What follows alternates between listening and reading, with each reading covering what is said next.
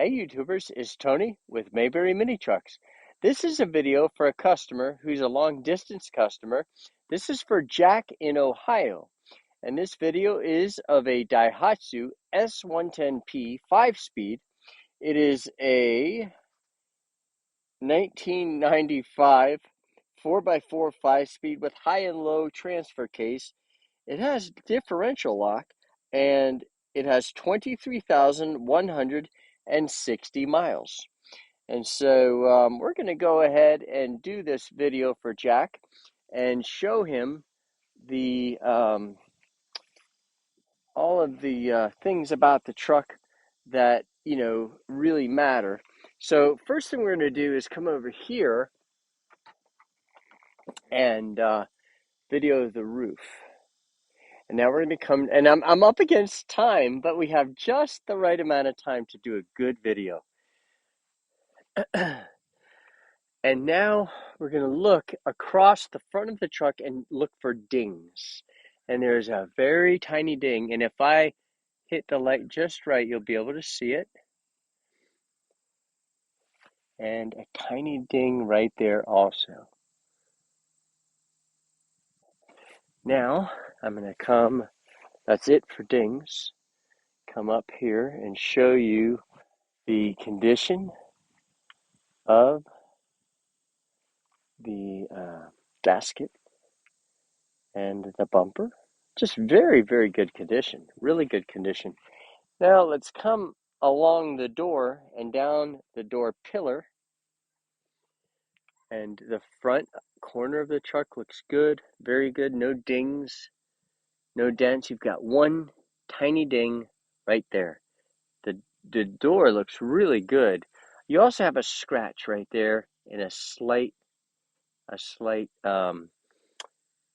impression. This has Yokohama Super Diggers on it.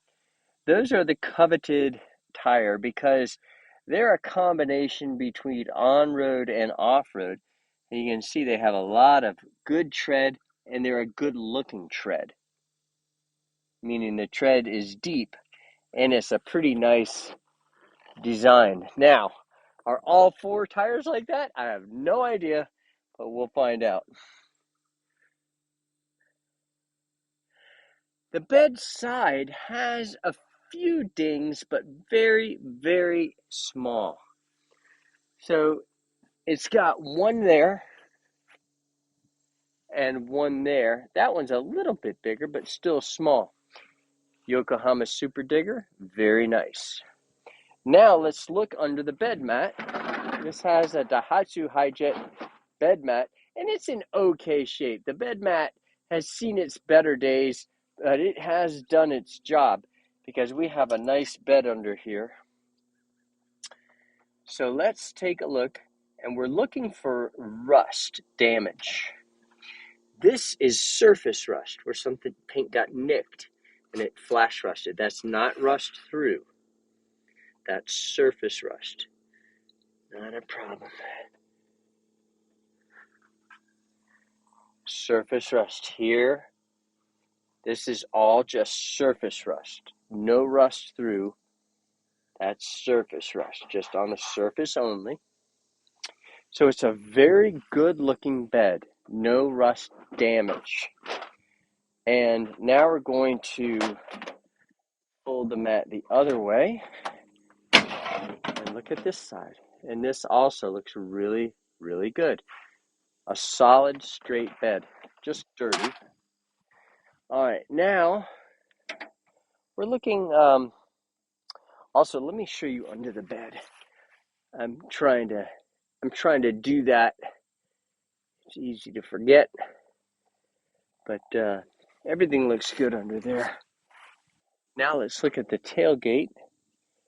Tailgate looks good. It's got a ding right there. Climber means differential lock. But you have to be careful. Sometimes the tailgate got switched off another truck, and you'll like, oh, that has diff lock, just to find out this bedside panel is straight. And this is a good sign. Anytime you see a mud flap that looks crisp like that. Boy, does that look nice. That looks crisp like that. That's a good sign. Nice tire, another solid Yokohama Super Digger.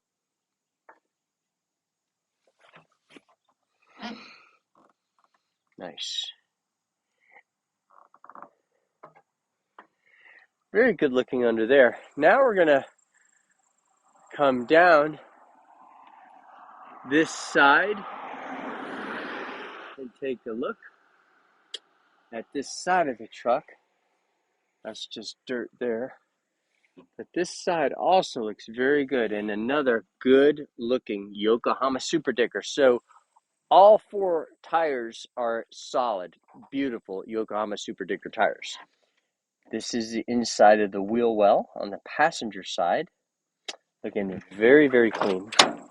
And now the door panel, you can see, looks absolutely magnificent. The interior of the door. Let's look under the floor mat. Magnificent. Beautiful seat. And now let's go look at the other side.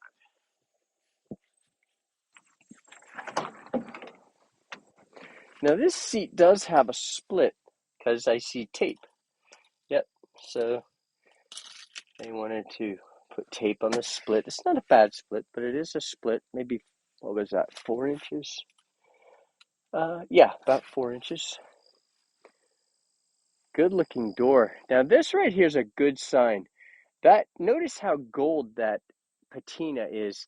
That means it's a very fresh truck. That hardware hasn't seen a lot of oxidization. So it really hasn't been beat up from the elements.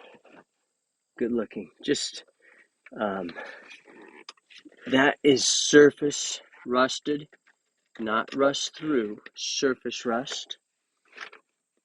So that's not a problem there.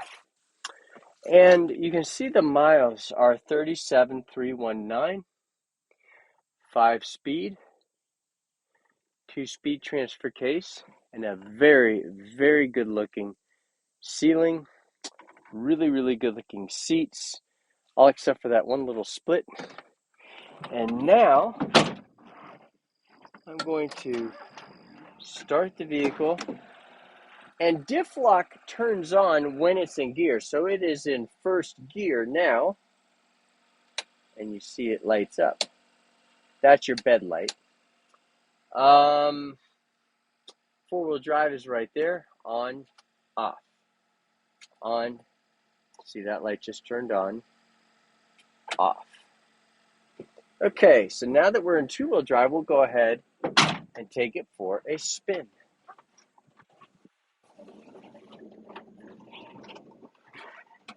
Looking clear, so now we're going to cut the wheel.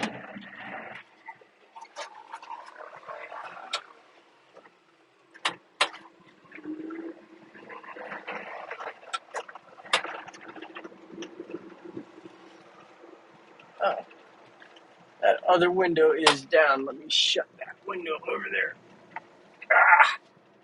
Okay.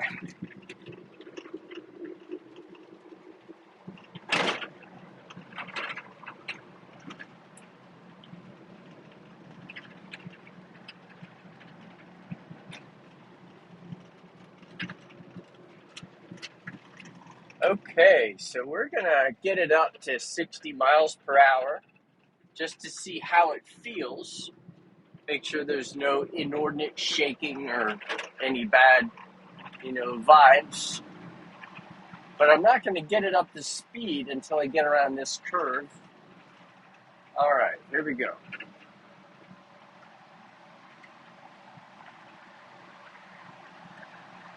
So there we go. That's 60, and that feels really good. Feels good. No shaking or anything. So now I'm going to do a U-turn. I'm going to go up the hill.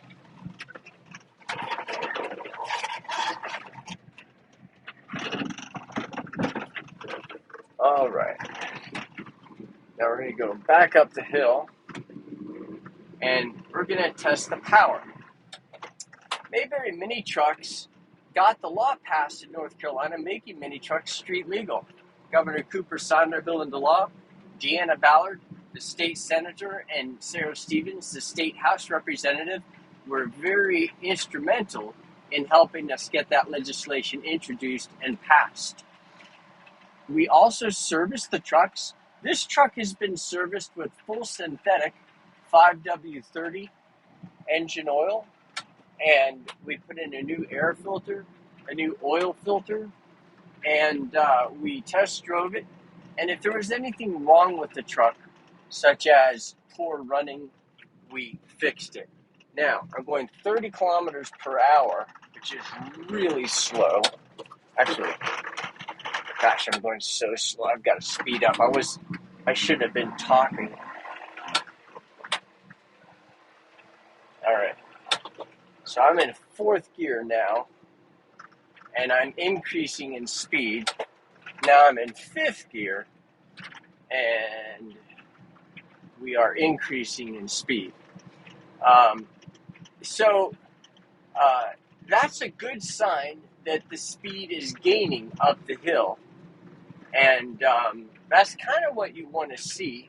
You want to see that it can climb in speed when going up a steep hill in high gear at a slow speed. So that was a good test drive because it did increase in speed as it went up the hill. Let's see, what else was I saying? Oh, if the four-wheel drive didn't work, we would fix that. The four-wheel drive did work in this. If the diff lock doesn't work, we fix that. If the heat doesn't work, we fix that. If it doesn't run properly when it reaches normal operating temperature, we'll get that dialed in. And if the charging system doesn't work, we fix that. If there's anything, wrong with the, with the carburetor or, something major like the brakes, the clutch, if the clutch slips, we're going to replace the clutch. Fortunately, we don't have to do that much. I get a lot of people asking me, what's the easiest truck to work on? The Subaru is the easiest one to work on. I respond I think, pretty well by saying it's important to get a mini truck that you're not going to have to be doing a lot of work to. And yeah, the Subaru is the easiest one to get to. So that's good. The Suzuki, Mitsubishi, and Daihatsu, you have to lift the seats or perhaps, jack the truck up if you were going to replace, I don't know, the timing belt maybe, or the water pump. Honestly, I think my mechanic does that through the seats. So you can lift the seats up and get to it pretty easily. So really though, it's not that necessary to say, well, you got to be able to work on the truck easily. You shouldn't be working on your truck a whole lot. That is the really big thing. How do you achieve that? You get a truck with very low miles. There's a correlation between low miles and longevity. Low miles are probably the single most important thing. Not, oh, I want a Suzuki over a Mitsubishi or vice versa. The Japanese really did a good job building mini trucks. Subaru has a couple little things like you can over rev the engine if you're not careful because it's so smooth and so quiet. So you do have to be vigilant on that. And the water pumps, I've had a couple of them lock up and cause problems.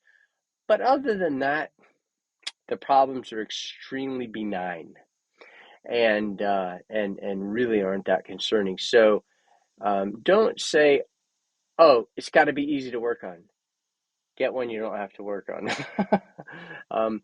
We also deliver, and I'm delivering 2 tomorrow, and then a couple the next on Wednesday, and a couple more on Friday. So So I think I'm doing 6 next week, maybe 8. I don't know. But as many as I can because, I have to stay on top of my deliveries. So deliveries usually aren't more than 2 weeks out. We charge $2 per mile one way. So if you are 300 miles away, it's $600. Let's see. We also give you the title included in the price. Everything is included in the price.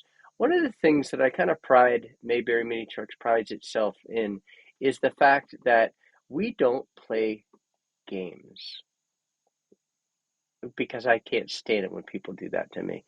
So we don't play games. What do I mean by that? When you come to look at a truck, you're going to be like, he's not selling us. He's not pressuring us. Nobody is. We're not pressuring you to buy something because I believe that the mini trucks should be able to sell themselves. Now, I'm here to answer questions. Stephanie's here to answer questions. David, Jesse, and Penelope. They're all here to answer questions if you have questions. But, the biggest thing I'm going to do is say, do you have any questions? That's about it.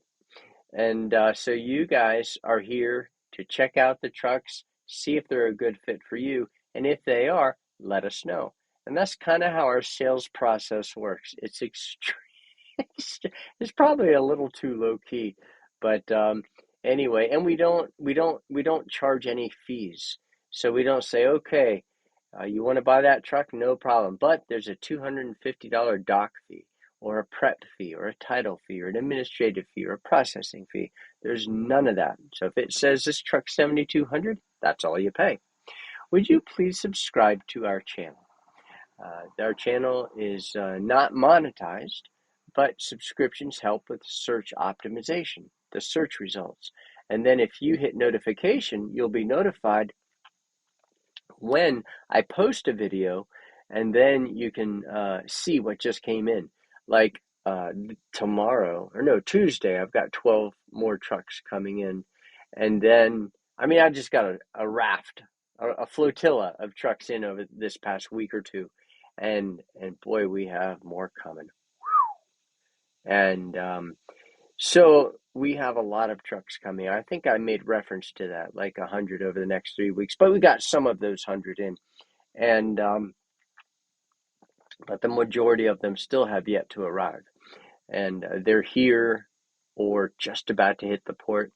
And we clear customs. We take all of the import risks. We get dinged and zinged by customs on a regular basis. I've had to send trucks back to Japan because they found like a snail, a larva, or they just say, well, we're not happy with this truck for whatever reason. That was in Tampa. Lots of stuff. So we assume the risk. We give you a clear North Carolina title. It's been serviced. It's been worked on. It's been fixed. And we do all of the heavy lifting for the customer. And we try to make a fair profit. We don't want to, charge an inordinate amount for our trucks, but a fair price. So I think that's about all I have to say about the mini trucks. There's probably something that I'm missing, but if you have any questions, give us a call. You can call me at 336-777-9957. Also, you can email us at sales@mayberryminitrucks.com, and our website address is mayberryminitrucks.com. Thank you for watching our video.